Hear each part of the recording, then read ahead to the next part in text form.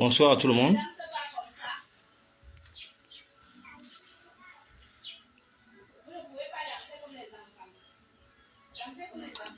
J'espère que vous êtes déjà connectés.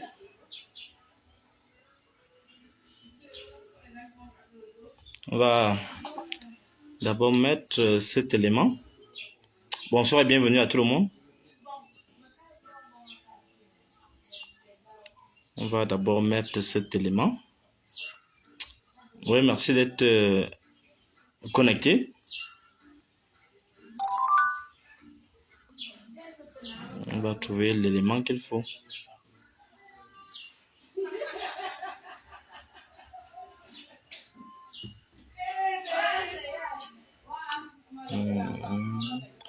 Oui, connectez-vous s'il vous plaît. On va parler de l'affaire Ethofis.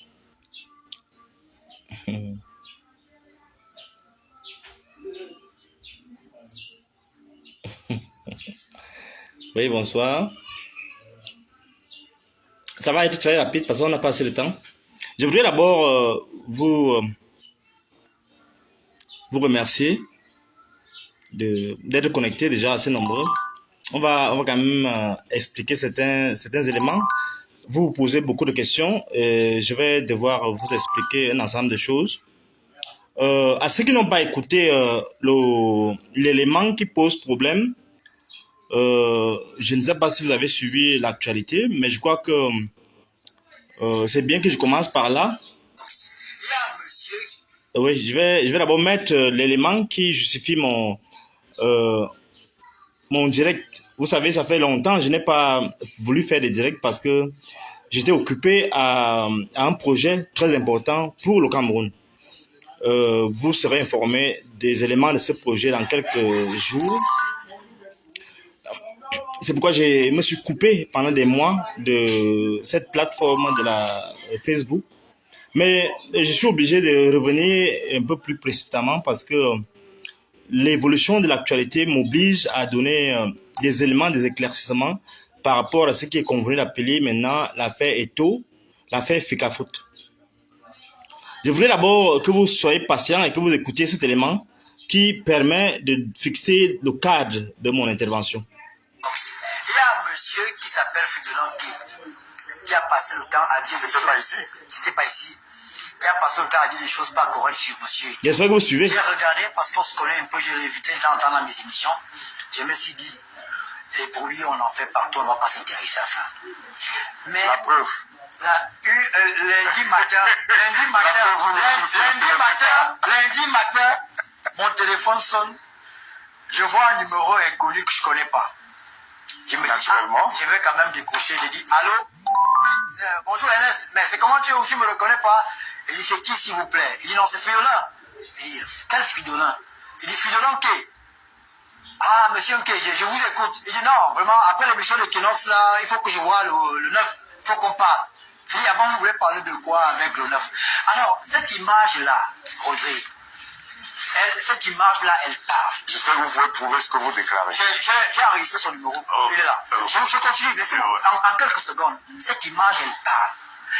Elle démontre combien de fois la plupart de ceux qui insultent la Fédération camerounaise de football, ils le font parce qu'ils espèrent un jour entrer en contact avec monsieur. Je vais terminer par une personne. Il y a un... Bon, voilà, fixer le décor. Permettez-moi vraiment de m'expliquer. Je vous dois des explications, je vous dois des précisions. Je voudrais d'abord dire d'entrée de jeu que monsieur Ethofis, je ne le connais pas. Je joue mon rôle de gardien des principes et des valeurs. Donc, il y a cette approche que vous devez comprendre. C'est-à-dire que quand je prends sur moi de critiquer, c'est-à-dire que de dépouiller un événement, une situation, de clarifier une chose. Parce que critiquer, ça ne veut pas dire que c'est attaquer. C'est-à-dire que, oui, c'est attaquer, mais c'est essayer de comprendre. Ça ne veut pas dire insulter, première chose. C'est-à-dire que je dois dire, et vous êtes témoin, que je n'ai insulté personne.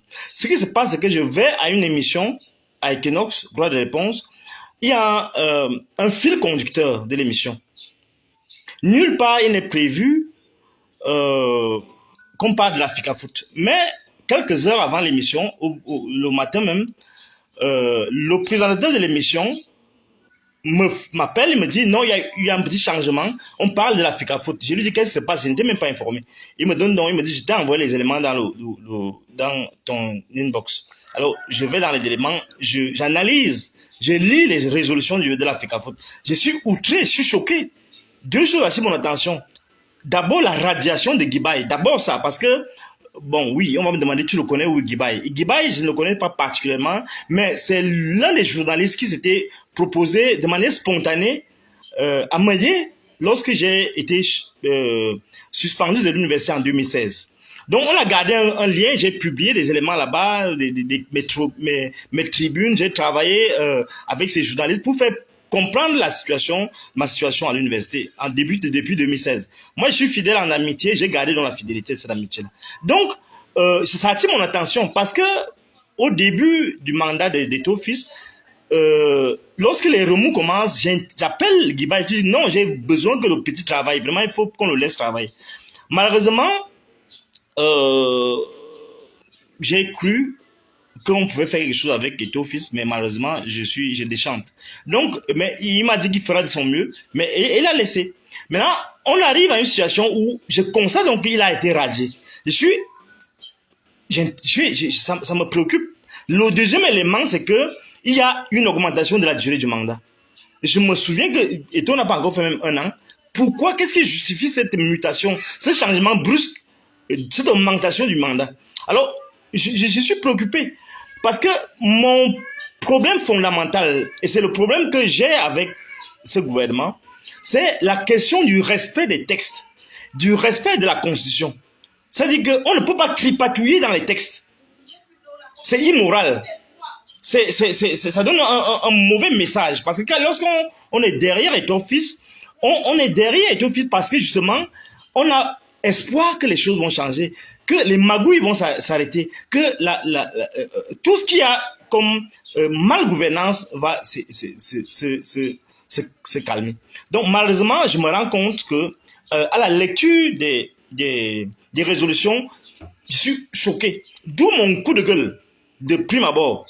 Lorsque l'émission se termine, j'ai beaucoup d'appels, notamment des personnalités quand même du monde intellectuel et même du sport.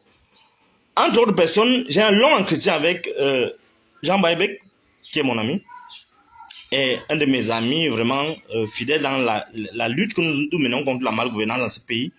Et il m'explique un ensemble de choses. Il me dit non, il faut être plus pédagogique parce qu'il faut te rapprocher pour que tu comprennes et que tu lui expliques que ça ne se fait pas. Parce qu'il me demande d'abord, est-ce que le mandat, l'augmentation du mandat concerne Étofis ou bien c'est après lui? Je lui dis, d'après les informations, parce que, mesdames et messieurs, je ne dis jamais rien au hasard. Je fais d'abord mon enquête. Avant l'émission, j'ai eu le temps d'appeler 2 ou 3 personnes pour vérifier ces éléments-là. Et c'était confirmé que, effectivement, j'avais la date. J'avais le nombre d'années, il devait passer à 7 ans. Donc, on m'a donné les informations. Donc, j'explique donc à Baïbek que non, j'ai des éléments qui me prouvent, je ne dis pas les choses au hasard. Je suis vraiment pour la sauvegarde des principes qui guident une république. Donc, voilà l'histoire de la mésentente. Alors, d'après tous ces témoignages, d'après toutes ces discussions, toutes ces histoires avec ces interlocuteurs, je me rends compte, j'ai un peu de remords, je me dis, il faut que j'aille vers l'intéressé. Avant cela, je prends le soin d'appeler encore Guipaï, je lui explique, non, j'ai envie qu'on initie quelque chose. Je ne savais pas que les résolutions de l'Assemblée générale étaient déjà, on était déjà en train d'appliquer. Donc j'espérais il devait y avoir une fenêtre de négociation. Donc j'appelle Guibaï, je dis, il faut vraiment qu'on essaie de discuter avec l'équipe d'Eto pour qu'on arrive pas à ce genre de choses. Il faut vraiment que le petit travaille. Guibaï me dit, je veux bien, mais ce gars, il ne pourra pas parce qu'il est trop imbu de lui-même et les gars qui l'entourent vont penser autre chose. Bon, je dis non, moi je vais essayer, moi je vais appeler son chargé de la communication. Parce que dans un temps proche, j'avais cru qu'il s'était repenti et qu'on pouvait espérer quelque chose de lui. J'appelle donc l'intéressé spontanément, sans arrière-pensée, avec juste la détermination que je veux ramener le président de la FICAFOOT à des meilleurs sentiments. Effectivement, j'appelle, je dis, monsieur, j'ai envie de parler au président de la FICAFOOT. Est-ce qu'il y a moyen de lui parler par rapport à ça? D'ailleurs, j'avais dit que je vais lui parler en face à ceux qui m'étaient là. Et j'avoue, je n'étais pas seul. J'étais accompagné de mes amis, de mes fans de la diaspora. Ils sont témoins. Ils étaient là quand j'avais décidé d'appeler. Donc, alors, ce qui se passe, c'est que la personne de l'autre côté me dit, oui, vous voulez parler au président sur quelle base? Non, je veux vraiment lui expliquer les éléments. Il peut mettre vraiment les éléments audio qu'il a enregistré, comme il a dit, qu'il le mette, et je le défie, qu'il le mette à la disposition du peuple camerounais. Je défie ce malhonnête, et je voudrais qu'il mette mon audio, mon enregistrement à la disposition du peuple camerounais. Ce n'est pas une histoire, je ne suis pas...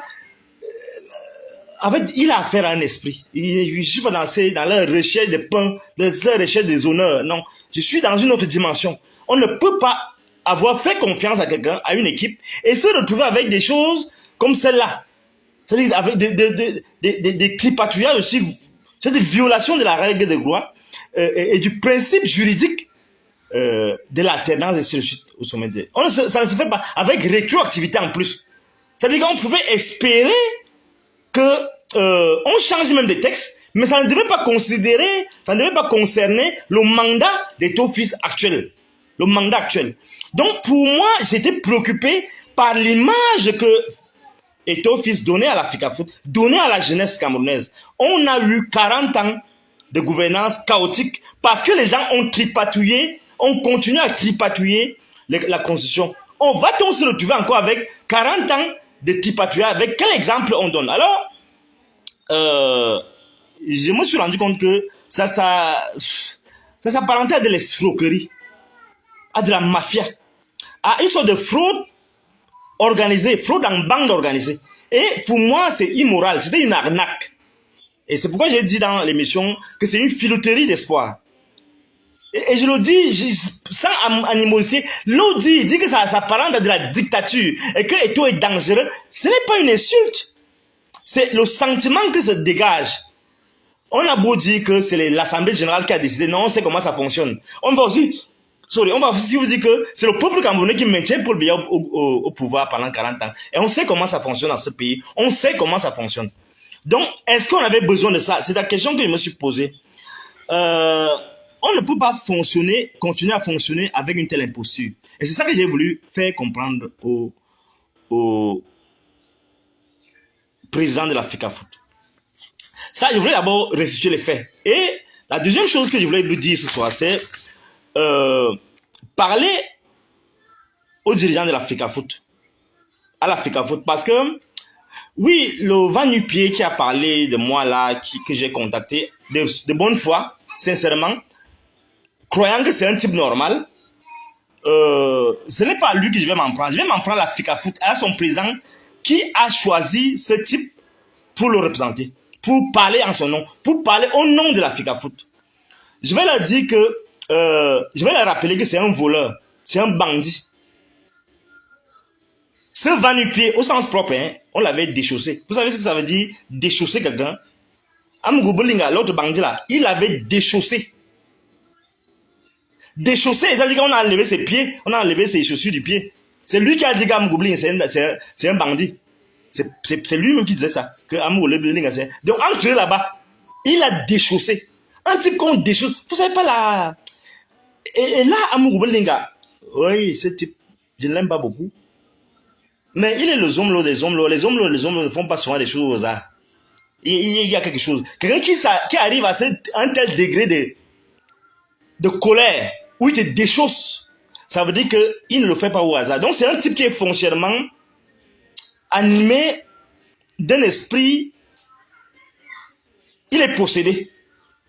Et la FICAFOOT, je peux le dire ce soir, la FICAFOOT a pris pour porte-parole, pour charger de la communication, un possédé. Il est possédé. Parce que, regardez la contradiction. Il m'invitait souvent à des émissions, il n'avait plus au niveau. Regardez le niveau d'immoralité. Un type qui rampait derrière moi parce qu'il voulait absolument que je vienne à Binouge. Parce qu'il avait dit, et j'avais cru, qu'il est de bonne foi, il a changé, il s'est repenti, c'était des erreurs, mais en fait il était foiré. Vous savez qu'il y a des gens, des petits gens, quand il est foiré, il perd la tête. Il croit que tout le monde perd la tête quand il a faim. Moi, j'ai pas faim. Je ne suis pas comme certains politiciens qui disent que moi, j'ai pas faim. La politique nourrit bien son homme. Moi, j'ai fait mon élevage. Quand j'ai faim, j'achète, je prends un de mes poulets, je le coupe et je le mange. Donc, il faut pas rentrer, faut pas que tout le monde était mendiant parce qu'on a critiqué, parce qu'on a montré les limites. Je me souviens, ces mythomanes, ils disaient que, oh, bon, pardon, pour me flatter, non, pardon, viens, pour les livres, on va t'encourager, je vais aller voir Vonayolo, je vais lui parler. J'ai rien. Il ne sait pas que moi j'ai le numéro de Vonayolo. S'il veut, moi je lui donne le numéro. Et il peut vérifier s'il a vraiment le numéro. Il va dire que son numéro c'est le 677. Bon, non, je vais quand même pas dire non, le numéro de Vonayolo. Je sais que le DCC crame déjà. Quand le DCC crame déjà, non. Calmez-vous, monsieur le DCC, je vais vous donner votre numéro. Si je veux manger comme vous là, si je veux rentrer dans votre petit monde là, dans votre saleté là, dans vos vomissures là, je sais qui appeler Mvonayolo, je l'appelle directement. Demandez-lui, il est déjà un monde violent. Ils sont dans leur monde, je suis dans le mien. On doit réformer cet État, ces institutions. Doit sauvegarder l'avenir de notre jeunesse. Je ne veux pas transiger là-dessus. Donc voilà un individu que la FECAFOOT recrute et qui se permet de parler aux gens n'importe comment. Et ça me préoccupe. Ça me préoccupe parce qu'on voit bien, on dit, il faut comprendre qui on est, il faut voir qui est-ce qu'on choisit comme entourage. Vraiment, lorsque Eto'o choisit un type d'une telle arrogance, d'un tel narcissisme, d'un type si minable, un roublard, un vaniteux, c'est-à-dire un type qui ne pèse rien moralement, qui a été impliqué dans plein de choses. Regardez ce qui se faisait dans le club d'élite, dans un ensemble de choses. Bon, comment on peut censément avoir du crédit lorsqu'on prend de telles personnes? Donc, on comprend que Eto'o c'est la condescendance, c'est le commérage, c'est la médisance, la diffamation, c'est l'irrespect des autorités morales que nous sommes. Ça pose un problème. Tout le monde n'est pas gombiste. Tout le monde n'est pas spécialiste de l'art mendicitaire. Hein, monsieur? Monsieur le va-nu-pied. Il faut que vous compreniez ça. La société que nous voulons, ce n'est pas une société de faussaires. Ce n'est pas une société de manipulateurs. Ce n'est pas une société de tricheurs. Ce n'est pas une société de dangereux mythomanes. Ce qui se passe à la FECAFOOT actuellement, c'est cela. Ça se résume à cela. Et il faut que je dise ça à la FECAFOOT. Et ils entretiennent cette mafia-là. Et ensuite, bon, comme le peuple camerounais aime le sport, comme les gens sont aliénés, personne ne va critiquer. On a les longs bras. Et ton fils. Oui, il avait écouté dire, bon, j'ai les longs bras, machin. Vos longs bras là, ça chèvre avec moi. Devant moi, vous n'avez même pas de bras. Il faut que vous compreniez ça très bien. Il faut que vous enfonciez ça très bien dans le crâne. J'ai résisté à plus fort que vous. Je suis venu en toute honnêteté, en toute sincérité, critiquer. C'est-à-dire que faire voir les limites de votre approche. Vous n'avez pas abusé de la confiance des Camerounais sous le prétexte que vous êtes le président de la FECAFOOT, on n'aurait pas contribué, les autres doivent commenter l'histoire, vous la faites. Vous allez faire l'histoire là seul. Regardez cette vanité, cette petitesse d'esprit, cette étroitesse d'esprit.